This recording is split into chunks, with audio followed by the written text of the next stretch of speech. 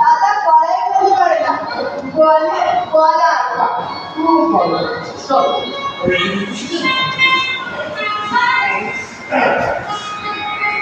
তার পরদিন থেকে সকালে ঘুম ভাঙলেও সূর্য ওঠার পরের জন্য রাজার প্রভাব দুই ভাই বোনের মুখ দেখে তবেই তার প্রভাব হতো। ওই দুটি ভাই বোনকে ফুল তুলে দিয়ে তবেই তিনি স্নানে যেত। দুই ভাই বোন ঘাটে বসে রাজার স্নান করাতে যেদিন ওই দুটি ভাই বোনকে দেখতে না পেতেন সেদিন তার সন্ধান নির্যান সম্পর্কই হতো না। তো তাদের বাবা মা কেউ নেই। এক বছর কেটে গেল। আষাঢ় মাস, সকাল থেকে ঘন অন্ধকার মেঘ করে দিয়েছে, এখনো বৃষ্টি পড়েনি। গোমতী নদীর জলে ও গোমতী নদীর উভয় পাড়ের অরণ্যে অন্ধকার আকাশের ছায়া পড়ছে। আজ অমাবস্যা,